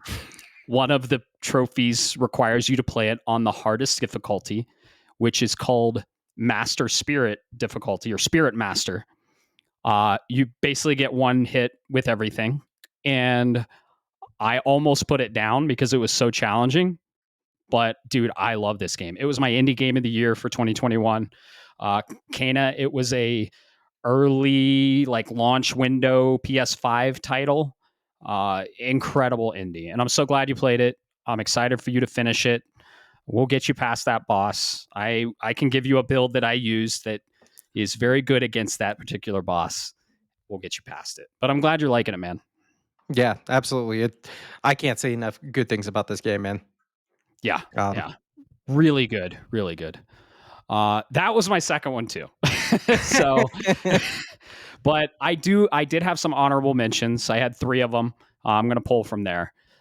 What can I say? Hollow Knight, Team Cherry, Hollow Knight, awesome. Shocker. I know everyone is going to be shocked by this, but it is a Metroidvania. It is beautiful, gorgeous art, very unique story. I'd say it is a Souls like Metroidvania if I were to categorize it. And yes, I know those are the buzzwords, but we don't say them lightly. And there are a lot of Souls like elements to it. This game is really hard. Hollow Knight is very hard. I don't even have the platinum. Technically I do have the base game platinum, but when the Hollow Knight deluxe edition or the full edition came out on PS5, they combined the DLC list with the main game list for the trophies, and that DLC is some of the hardest stuff. I went through the hardest platforming level, the White Palace. It's the hardest platforming I've ever done in a game, and I love platforming games. But the DLC is next to near impossible, and I'm just not going to dump another 60 hours in learning the moves of the boss gauntlet that you go through in the pantheon of the gods. Uh, Incredible game, very challenging, very pretty. We hopefully are going to get the sequel this year. It's been teased for a while. It follows Hornet, Hollow Knight's the little guy's friend. Uh, yeah, dude, this game was really cool. You played it, right? You played it. Sorry, I was muted there. You're good. Yeah, I played a little bit of it. Um, I will say this game had I don't remember why, but it had me checked out early on. But I could tell you this much, game recognizes game. And this I can look at it and you can see this is a top tier indie game. Oh It yeah. does not take much. If you have an eye and you play enough games like we do, you can see that right out the gate. And this is one of those I can tell you already that it's going to be one of those that it's a good game. I think it's probably just a little too much. There's something about it that, and I don't know if it's the difficulty or whatever, or Is it when maybe you die you lose all your shit? Because that's really frustrating. look, I platinum Elden Ring. That's not Oh, a problem. nice. Okay, cool. Um, the problem is there's something about it that just I know if I go into it, I'm gonna either throw my controller across the wall, or I'm gonna be so dived into it and dedicated that I'm gonna miss everything else. So I've learned I Right. know better on this one, but absolutely, Hollow Knight. I'm just glad to, and I'm glad to see that it's supposedly coming this year because I'm tired of seeing the Hollow Knight fans get shafted year after year. Right. Yeah. This has been on our draft for the last 2 years, or the other draft. It's on the draft this year, and I actually have it because I do think it's going to drop. We saw a clip, like literally 3 seconds of gameplay at the Switch 2 reveal. I think we're going to see more Summer Game Fest, and we're going to do a Summer Game Fest prediction episode for you all. So that's going to be one of mine. I think it is dropping this year, and it's going to hit. Hollow Knight, I think got like high 80s last time, so I think it's going to be great. The Team Cherry's an incredible developer. We're gonna get another banger. So yeah, what's your third one? All right. So first, I want to say you're gonna get Silk Song. Right. I'm gonna get my game, Judas, before you get Silk Song at this rate. Right. True. But I all jokes aside, um, I put this third one on here because I knew you hadn't played it. And the reason I put it on here is people are gonna roll their eyes and be like, "Oh my goodness, you're glazing a game that got hit by the community." Um, I'm gonna tell you right now, there's a reason I have this on this game, and it's because I've played other games like it, but they came from the race to the bottom platform that is mobile. But it was a type of game that was like, oh my god, there's something here. I wish this was on a bigger screen, right? And that's Vampire Survivors. Um, I I have know, played it. I haven't yeah, finished it. Yeah, I know you have. So Vampire Survivors is a great example of what I mean by gameplay is king, and what the gameplay loop needs to be solid. Otherwise, the rest of it it kind of falls apart. Tetris is a good example of that, right? What story is there in Tetris? Oh, everybody knows the main theme for Tetris. There's two songs that we know out of Tetris, Type A, Type Oh yeah, B, right? Um, but outside of that, people still play it because the gameplay loop is addicting. Vampire Survivors is the same way, except you used to see people. When I heard the community talking about it and going, "Oh, Vampire Survivors is amazing," I checked it out, and they're like, "This is really unique." Some people were attacking it for its art asset style being a little too on the nose with its inspiration, but then I kind of went, guys, this game exists already, but it's on the mobile platform that nobody wants to play. With games like Archero, as an example, right? And all you're doing is you're running around and you're auto shooting. You can literally play this game with one hand. That's what I mean by this appears on mobile before anybody else, and you can run right. around and you're just doing auto shoots, and then you're picking up power ups and you're just throwing down wave after enemy. And the idea is the game encourages you to break it. So you pick up power ups and then you can level up those power ups and then you can feed that into other stuff. So eventually you end up with this, oh my God, build. And I'm telling you, Matt, I've gotten my build so powerful because I'm gold farming or farming for currency. I'll set my controller down and walk away. And Nice. and That's I awesome. and enemies constantly get stronger and stronger and stronger and stronger as the game goes. I have gone almost 2 hours of just letting my controller sit there as I'm farming currency because I broke the game fundamentally that much, but That's the game amazing. encourages you to do that. So absolutely, Vampire Survivors. If you want a stupid, I can turn my brain off after I smoke a big fat bowl kind of game or drink a big beer, this is the game for you. Beautiful. Yeah, I had a friend come over. We played it for a little bit. Very fun, very addicting. The trophy list is insane. There's like 300 or some trophies, 400. Don't tell me you 100% of that. I have almost every one of them except for the last like DLC, maybe the second one. Yeah. I went through and did everything, Matt. I have the platinum. I've done everything except for like the last one that just Dang. recently came out. I was addicted to this game. That is commendable, and I am impressed. How many? There's like 20 DLC lists in that trophy list, isn't there?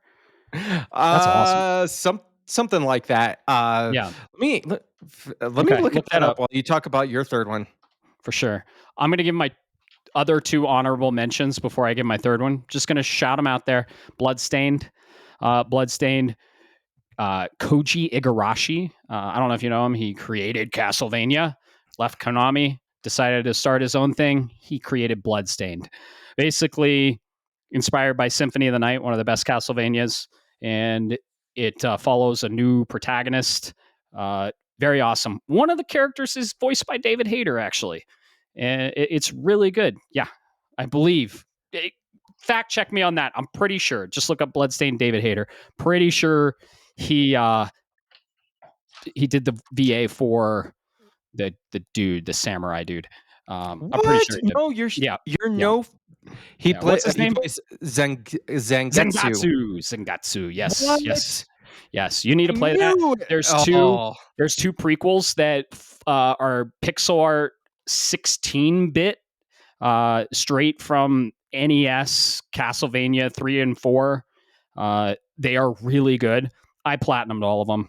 There's Bloodstained and then Bloodstained Curse of the Moon prequel, Bloodstained Curse of the Moon 2. I have them all physical. They're very rare. Loved it. It was also a Kickstarter. Let's see. Cuphead. Got to give a shout out to Cuphead. Studio MDR. Amazing side scrolling, shoot 'em up, very hard, boss focused game. That's one of my platinums that I still don't believe I have. Really, really good game. Co-op. What's up? Oh yeah, absolutely. Yeah, Sorry to interrupt you there, but sure. I wanted to. You asked about it. So, Yes. Vampire Survivors, there are 229 trophies in the PlayStation trophy list. You Damn. want to take a guess at how many I have? 215. 221. Oh, I was so close. You're Dang, pretty dude, you're close. 8 off. You Yeah. gotta get it. You gotta get it. You gotta I top that off. Get that 100%. I kind of I kind of really need to. Yeah. But yeah, absolutely. Yeah. Those are my honorable mentions. The last one I want to talk about, my game of the year for that year, Tunic. Tunic was originally on the Xbox. If you like top-down Zelda, it's for you. The combat's fun. I loved it. Very hard. Follows a little fox. Really cool storyline. Really deep storyline. Gorgeous game. And the hook is you find manual pages throughout the game and you build the manual. And the manual has hints and clues to where to go next. And the end game is comprised of getting all of the manual pages. And there's like a clue on each page that you have to piece together. It's literally a huge math problem. It was the first time I ever grabbed a piece of paper and I like mapped out each page to figure out the puzzle. Couldn't figure it out, had to look it up. I spent a while on it, so I spent like a good 5 hours on it. I did get the platinum. Love Tunic. Amazing, really good game. Did you play Tunic? Yeah, I played Okay, a good. little bit of it. It's very charming. Just the full disclosure, when I played Tunic, I was ripped off my ass right there. I popped a gummy. So I started playing Tunic. You cannot figure out those puzzles when you're that level deep. Mm-mm. But yeah, absolutely loved it. I'm so glad you picked it because every game that's on your list is something I knew you had touched, with the exception of Kena. I was like, Kana. I gotta talk Kena. I gotta talk about this one. I gotta talk. Yeah, Everything else is on there. So yeah, I yeah. absolutely touched it. If you don't mind, I like to give my last. It's my one last little shout out to an indie game. I mentioned it Please do. earlier in this Please do. series, but it is the first one that really got me on the indie trend, and that's going to be Crashers Ooh, from Behemoth, that's a good one. because then they went on to do Battle Block Theater. They're a very unique art style. So Castle Crashers is old school, side-scrolling beat 'em up, but with a little bit of light or very light RPG mechanics. This is the game that even my kids, we sit down. I get 2 out of my 3 kids to sit down and play this game with me when the remaster dropped, because I was like, "We're playing Castle Crashers, kids." Oh yeah. Um, and you can look at it. Its art style is the old game from like Newgrounds, Wasn't it because guess where originally it on came from? Newgrounds? Yeah. I was gonna say, because guess where it came from? Newgrounds. So yeah, Yeah. shout out to the one that really got me started on this venture of indie and double A indie games. Yeah, that's awesome. I have played Castle Crashers. I played it on Xbox 360 arcade, and I also played the remaster when it came to PS4. I do not have that platinum because 2 of those trophies are insane. You know which ones I'm talking about. Yeah. Yeah, because I haven't gotten them yet. Yeah. So, oh yeah, that's a really fun couch co-op, online co-op, super fun. Which element did you play as? So run around. Depends on my mood. Sure. But to be quite honest, I'm always red. I always love the red. Me Got to too. play the Yep. fireball. Oh, Hadouken. orange. Or Orange. is it Red, orange? Yeah, yeah. red is the thunder electric, and Thunder. that's the one I mained. And that's the So second one I back up to, because nice. any chance to scream Hadouken or a lightning bolt at the enemy is exactly it. Oh I yeah. thought the animations looked the coolest. That's why. Awesome. Yeah, that's a really good game. Really good game. So yeah, that's kind of the main topic. We want to talk about indies and double A's and tell you our favorite games. And guess what? This is a gaming podcast. So what are we going to talk more about on the next topic? What we're playing, which is games. So let's talk more about games. I hope you enjoyed that topic. That was fun. We love indies. Like I said, I try and alternate between AAA, AA, and indie. Always love my pixel art games. I mean, I have like 50 indie games on my list. You know, if you want more recommendations, go to my PSN profiles. Look at the games I've played. If I have a platinum, I loved it. If I don't, and it's probably rare, I at least finished it because I play games usually to finish them. And there's a lot of indie titles on there. I mean, so many. So if you have any questions, go take a look at our PSN profiles and look at the indie games we've played. If you have questions on them, reach out on Discord. Hit us up. So, what are we playing, Bob? What have we been playing this last week? Yeah, yeah. I guess I already know what you're playing. FIFA. And I want to give you all of the red carpet and landing Oh strip to no. go and talk about this without spoiling. So yeah, definitely this week, as you might have known if you listened to this spoiler cast, is I got the platinum for Oblivion Remaster over this last week. So I believe that makes platinum trophy 44. Uh, Nice. so I'm not necessarily a hunter, but I like to go, ooh, big number, go up. But Yeah. yeah, so it gave me a week with to play around and look at my back catalog with Doom coming up, touch base with some things. Like I thought about touching Helldivers, but the first one I went back to for updates was Civilization 7. This came out in February of this year. 4X. Everybody's heard of Civilization. This had a rocky launch. There were some issues with performance. There were some issue. The UI. You talk to the real top tier people that played Civilization and they're like part of their community. It's like the Spiffing Brit. Potato McWhiskey. There's others out there, right? Even the guy people that play like competitive Civilization for 6 hated, and I'm telling you, Matt, they Oh absolutely wow. fucking hated the UI of Civ 7. It was Dang. hot garbage. It made 0 sense, and these are typically your, PC players, so if a tooltip isn't exactly right the way they want it and it's a pixel off, they tend to, scream about it. But yeah, I came back to this after a few updates because it definitely had problems on my PlayStation 5. It's gotten better. So I do performance issues or Yeah. So, for example, when you get to the what they call the third age, which is essentially just think of it as late game, the game would go a couple of turns and then it might crash and it may not crash. Right? It'll just literally boom. As soon as your turn starts, game freezes. Boom, crash report. Send to PlayStation. Bob's. Have a nice day. So when that's happening 5 times, maybe up to 10 an hour, you kind of put the game up because it's getting to the point of disrupting your ability to have fun. Um, dang. it's definitely improved. I crashed one time in the 8 hours that I played because I just played a whole run through. But it's definitely still a chunky boy. But to be quite honest, I don't know how this thing runs on Switch. The only way I can think of it running on the base Switch is it's the Kingdom Come Deliverance experience, or the Mortal Kombat 1 experience, where it isn't as of high quality. Yeah, like Um, borderline PS3 graphics. yeah, that's what I'm thinking they did. I haven't looked. Maybe a listener out there can help me make that understanding. Um, the long story short, this game has come a long way. I still think it needs more time in the oven to really get where it needs to be, but I'm going to check back in because I really love Civilization. It's a lifetime series for me. I will continue to play it, and I'd like to support it. We'll see what happens. I've definitely got good hopes, but yeah, that was Very I cool. put my I've got 3 on the list here. Second one is a pretty quick one. I After I played Civilization, I was like, well, I need something to palate cleanse. So I said I got Wild Arms Platinum this year. Let's start Wild Arms 2. Alternate Um, those genres.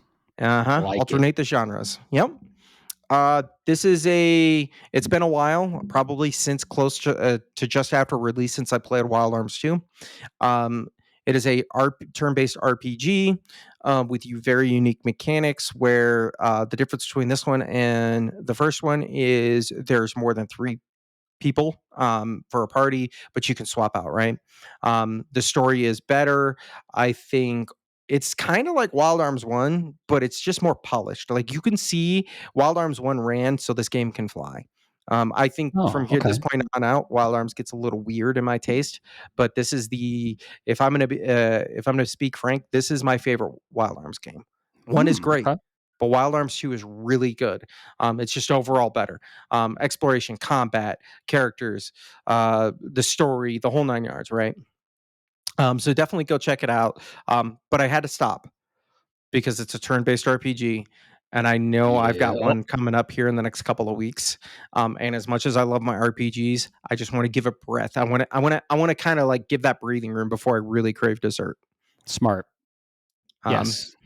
And you do have a incredible turn-based RPG ahead of you. yeah, I want it to be gone out of my system long enough to miss it. I love it. And that's always a struggle, right? The genre fatigue. We've all had it. And sometimes I'll line up my games to alternate genres so I don't get burnout. So that's very smart. Oh, absolutely, especially with RPGs. If I didn't do anything else, I'd be burnt down on them. Lunar, Suikoden, Clair Obscure, like turn-based RPGs this year would absolutely probably kill me if I didn't do anything else. Oh yeah. But yeah, so the final one I wanted to kind of I alluded to earlier. This is a Talking to game. Goose. Yeah. So this is a game that was very divisive online between and people say use the term a vocal minority. I don't think there was a vocal minority in this game. Um, that is The Last of Us Part Two. Um, Yes. I bought this game when it came out. I picked it up, and then something else got my attention. ADHD happens. I put it on the Ghost, shelf. right? It was Ghost. Yeah. Yeah, yeah. Ghost sung to me louder. All right, Oh yeah. It was my game of the year. Ghost was my game of the year, so I totally understand. yeah, absolutely. Ghost That of was like Tsushima. yeah, Ghost of Tsushima. To be clear, and it was my game Yeah. of the year that year. Yeah. Um, so without spoiling, I'm going to just give you my overall where I'm kind of experience. I don't know the percentage of where I'm at, but I get the sense that I think I'm about halfway, and you and I can talk offline. Um, Are you at the same place you told me you were? yeah, I'm a little bit farther now. A little further? Yeah. You're about halfway, yeah. Okay. Um, what can I say about this game? I think mechanically, this is probably a very flawless game. I think from a combat and gameplay and playability perspective, this is a very solid game. It's got a little bit of that third person uncharted kind of feel to it with shooter, but at the same time, if you really engage with what's being put in front of you, you can play solid Snake in this game, right? Yes, you can. Go prone. You going prone, coming up, getting people, and I'm telling you, you get spotted from like a mile away while you're doing stealth kills. Okay, so from a mechanically speaking, this is a very solid piece. Um, what can I say about the story without spoiling it? Right, Um, this is the tough part. this is the tough part. Here's the way. This is a purist of coming out after this game's already been out. In full disclosure, I've had certain key elements without context spoiled to me because of time that has elapsed in the internet that's come along, right? Um, I've had certain events spoiled, but without the context. Now that I this is what really wanted me to go is I wanted to look at okay, X happens or B happens. What are the reasons for these events happening, right? And I'm going to tell you right now, I think there's a story here, but I think there is a difference in I don't know if there was a difference in writing staff, but I feel it. Okay. What I mean by this is The Last of Us 1 was a complete package that had me bawling and crying as a grown man at the end. Okay? And Oh, yeah. I'm not even going to spoil Last of Us 1, okay?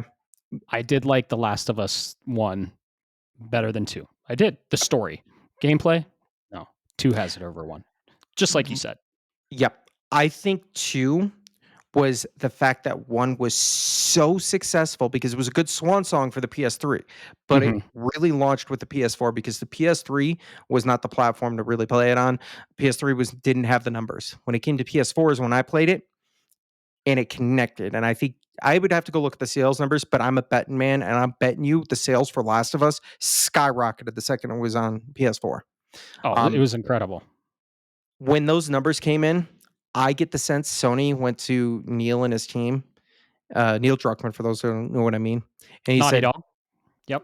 they went to Naughty Dog and said, "You need to make a sequel." I think The Last of Us Part Two is the forced sequel. It is essentially the Twin Snakes or Sons of Liberty of Metal Gear Solid, and Okay. I don't mean to be disrespectful because I think it's good. I think it's solid. But what I'm saying is I'm waiting for the other shoe to drop. I'm like, okay, this makes sense. Yes. That makes sense. This makes sense. But I'm seeing foreshadowing and I'm kind of predicting what's going on. And I'm going, okay, You there's a disconnect here. let me just tell you, you're not gonna predict it, Okay. and I hear you. I definitely hear you. Um, finish the story before you make any judgments. You're This halfway, you're at a critical moment, let's just say, and you kinda only have, like, a half a piece of your pie, right? And a lot gets revealed and explained in the second half of the game. And I definitely want to talk to you offline to see actually where you are and what you've yeah. experienced, because if you're where I think you are, you saw that uh scene, or you saw that apex of the story, and you really need to play it through and then give me your thoughts. I love your thoughts so far. This is a story where you have to experience the entire package to really get the breadth of the story being told. Uh, and the story is incredible. I played it, platinumed it, loved it, played it on launch. Huge Last of Us fan. Liked The Last of Us Part 1, but Last of Us Part 2 was also an incredible story. So you got to finish it. You E got to finish e it. exactly, and I'm trying to reserve judgment hard, really. I really Things am because are explained. but I'm getting to the halfway the short answer is I'm keeping an open mind, folks, okay? Yeah, I want you to understand that is, I'm a very open-minded individual on what the way you wanna tell your or the story you wanna tell, right? of course, of course. But the way you tell the story has to make sense in the end. And the way I'm looking at this is, and I could be wrong, I'm emitting on May 15th by the time you hear this, which will be Doom launch day. So you're not going to hear back for a while. Um, the way I'm getting this is if you do something now to try to give this perspective of what's happened so far, you're essentially going to be doing what Tiny Tina did in the Borderlands 2 DLC, where she just says, plot twist. And if you do that, it's going to be such whiplash. I may not connect with it. Now, I'm not saying there isn't a chance I will. Don't, Lord knows there are plenty of stories out there that I've enjoyed that do that. But if you do it with this one, I am not entirely sure how I'm going to perceive it. And I'm going to keep an open mind. But I'm also looking at it and I'm going, okay, I also, from what I'm seeing so far, I feel like this is a story. There's a reason we're getting intergalactic and not Last of Us Part 3. I'll leave it like that. Yeah. I do think we are going to get Last of Us Part 3. The show is out. The show follows Last of Us Part 2. I haven't seen the show, so I can't say if the game's better. I know they're different, but I haven't seen the show. I've finished the game twice. I platinumed the game. Uh, yeah, you got to finish that story, man. Let's just say you're in Act 2. I Okay. think if you're where I think you are, where we talked about, if you're even a little further, you're just started Act 2. So I'm actually excited to hear about where you actually are. And hey, dude, Last of Us Part 2 spoiler cast. Oh, I would do that. I would totally do that. But it might be, dude, Last of Us Part 2 is pretty old. It came out in 2020. So, Yeah.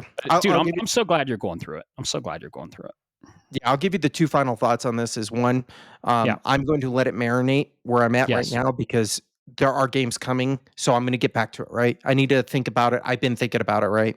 And number 2, the other reason I don't think we've gotten a Last of Us Part 3, and this is me thinking about things, is, from a creator standpoint and a writer, 'cause I love what, Neil and his team have done over at Naughty Dog, but when you have such a epic thing that you've built up and it gets absolutely swept under the rug, it kind of takes the wind out of your sails. Hmm. S- Okay. So, from a creator standpoint, if you're really Yeah. excited about doing something and then somebody spoils it, like if you have a surprise for Right. your girlfriend or whatever, and then somebody blurts it out and ruins the surprise. I think of the movie Big True. Daddy where they're like, "We wasted the good surprise on you." Yeah. It Oh takes the man, wind out of shout your out to Adam sails. Sandler. Yeah, so Yeah, I'm I hear pretty sure you. that's kinda where that might be the other reason where he's at. So I'll keep an open mind and we'll check back in 6 months maybe and see where Oh, we're at. okay. Okay. Yeah. So question, have you had, I know you had stuff spoiled before this, but have you had anything spoiled uh, from this point on for you in the story? I don't believe so. Good. Okay, cool. Good deal. Um, let's put it this way: nothing's been. If you've watched this show, um, nothing's been spoiled via the show yet. Uh, well, stop watching the show. I'm not watching it. I refuse to. Okay, good. Don't watch the show because I know for a fact a critical element of the game that is told throughout Act Two is actually spoiled very heavily in Episode Two, and I actually disagree with that writing in that aspect. It was only a clip, so I can't speak to it. Just don't Yeah, watch the show before you play the game. Uh, Game's incredible, man. It's 10 out of 10 for me. I love The Last of Us Part 2. Last of Us Part 1's a 10 out of 10 as well. Last of Us Part 1 does, eke by The Last of Us Part 2 a little bit. I do like it from an overall uh, aspect, just because, man, that game hits. And Last of Us Part 2 does too, dude. There are some moments. Yeah, we'll talk more after after we get done recording. yeah. So yeah. But yeah, that's where I'm at right now. And by the time you hear this recording, I'll either be on my way to pick up my copy, or I'll be balls deep giggity into Doom: The Dark Ages. So Heck um, yeah. you know exactly what I'll be talking about next week. So you mention you got a platinum, man. Without further ado, let's hear all about it without talking about spoilers, because now I'm withering in anticipation on how you're gonna do this. Right. That's the very challenging part about this game. I've not only finished it, I've not only done all the in-game stuff, I've not only beat all the bosses and super bosses. Yeah, spoiler. This game has super bosses, right? It's a JRPG. I've platinumed it. I've seen this game through. I've actually done stuff that isn't even required for the platinum just because I wanted to. The cool thing about this game, so for those of you that don't know, for those of you that didn't listen to episode one, this game is Clair Obscure Expedition 33. It's developed by Sandfall Interactive. It's a AA game published by Kepler Interactive. And I'm playing it on performance, the performance mode, 60 frames a second on my PS5 Pro with my DualSense Edge. And it is a turn based JRPG set in a broken world where there is a paintress that you are going on an expedition to kill. You are the 33rd expedition. The reason you are trying to kill this paintress is because she is painting a number, and that number, everybody of that age dies. She started at 100 and now she is at 33. So the oldest people in the world are 32. Everyone else is dead because she has painted the number and they died. Uh, so that's kind of and that was all in the marketing, right? And you are Gustave, uh, accompanied by a crew of expeditioners. It's your typical RPG. It has an incredible story. It took me about 65 hours to fully complete. I'd say it took me about 30 to 35 hours to finish. The play clock says I'm 75 hours in, and I think I have a theory of why it's so off. I think with every single play session, and I play around every night, most weeknights, I play around 4 hours and change, right? I think with every play session, it rounds up. So if I have 4 hours and 10 minutes in game, PlayStation 5 sees it as 5 hours, and it constantly does that every session. So my system time, because I don't leave the app open. I'm not that guy. Like I'm pretty anal with playtime, uh, and the uh, gauging of it. Right, I want to see like how long I spent in the game, but I think it does round up, and I play like 4 hours and change. So. Uh, you get 10 play sessions, right? That's 10 extra hours, and that's where I'm at. It says 64 hours in game, but my system time is 74 hours. So yeah, level 99, got the platinum. There's a trophy for getting level 99. Uh, yeah, dude, when you boot up this game, just the title screen. Some of those there's games, right? When you boot it up and you're just sitting there ready to play, you're just like, all right, let's get into it. Boom. And the title screen comes up and you're like, okay, cool. That's cool. All right, let's play. This one though, there are some games that when you boot it up, you throw in that disc or launch the app, that title screen comes on and you go to press the X button and you're like, oh, Final Fantasy 16 was one of them for me. And this game was one of them for me. This game's title screen is amazing. This game's soundtrack is top fucking 3 of my best soundtracks of all time. Up there with Final Fantasy 7. Up there with The Legend of Zelda Ocarina of Time. I shit you not. The variety, the breadth of different tracks you get, incredible. This guy's from SoundCloud too. So, yeah, the title screen, just amazing. You get into the game, man. The combat is incredible. The combat's very unique. It's turn-based, of course, but then you also have Sekiro, Dark Souls like. I know like to throw that around, but it's literally inspired. The guy loves his Dark Souls and he loves his Demon Souls and Sekiro. He's a speedrunner. It is very tight when it comes to combat. So you can either dodge the attack of the enemy or parry it. Or you can perfect dodge. So those 3. Dodging, way easier. There's a way bigger window. You can dodge right out of the way. It's still pretty tight. If you don't know the enemy's patterns, you're going to get fucking hit. But then if you do it just right, you get a perfect dodge. That perfect dodge window is the exact same as the parry window. Now, the parry is you basically parry the attack and you hit them for a lot of damage, especially if they do a full team attack. Your entire team, it says Expedition 33 counterattacks. Your entire team counterattacks. And that is satisfying. Very satisfying. But you can keep dodging and dodging. And then when you start seeing that perfect dodge, you're like, okay, I think I have the timing down. Let's try and parry. And then you parry them. Some of these enemies, they have multiple attacks. And you have to parry every single attack to get that counter attack. So, I mean, some enemies have 5 to 6 attacks and they will feint you. They'll trick you and you'll be like, oh, they'll get you. But I've encountered a boss where I just get my ass handed to me. They just wipe the floor with me. And I do a little better and a little better and a little better. And then I go into my build crafting. I'm like, okay, how am I going to tailor this to this boss?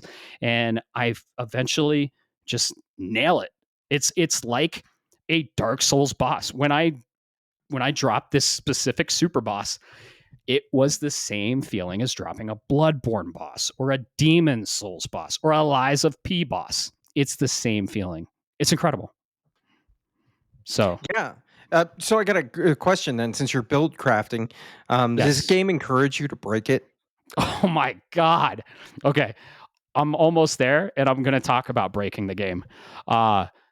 So with the combat, I am on the edge. I'm on the DualSense edge. So I have my left bumper on dodge and my right bumper on parry. I would highly recommend you play this game with the edge for that reason. It's awesome because by default, dodge is on circle and parry is on L1. So I like edging with this game. You heard it here first, folks. Yeah, exactly. Build crafting. Oh my God. So, okay. So you find these pictos. These pictos are passive abilities. You can get more burn damage. There are elements in this game. There are weaknesses. There are buffs. There are all sorts of things with the magic and fire, thunder, earth, ice, dark, other elements that I won't get into.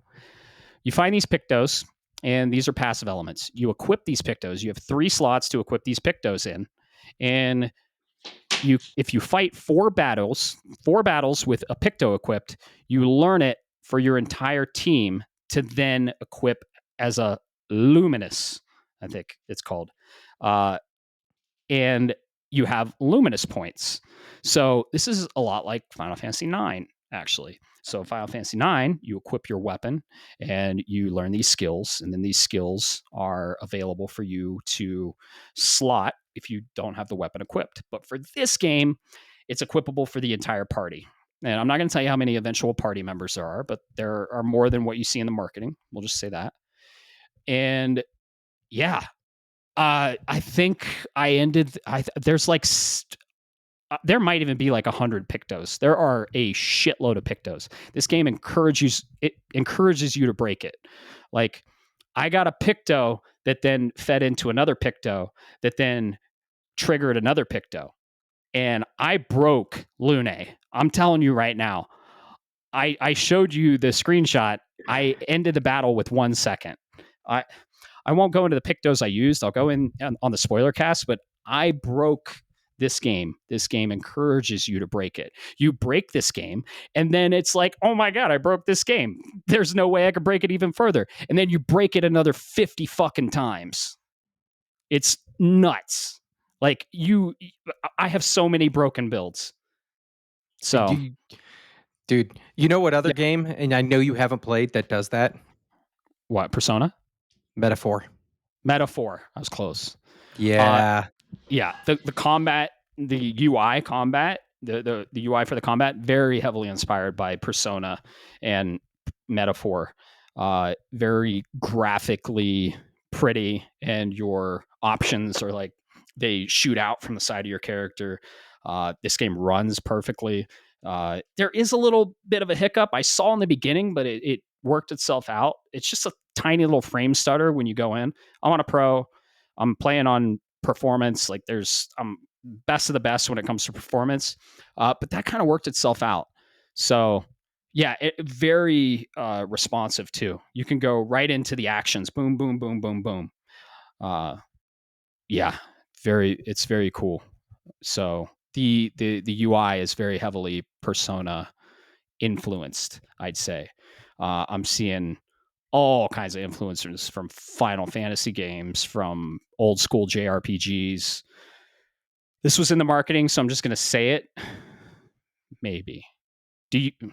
There's a world map. There's a world map. There's been enough out there to talk about that, Yeah, so yeah. I think Like an that's overworld map you traverse, like old school Final Fantasy VI.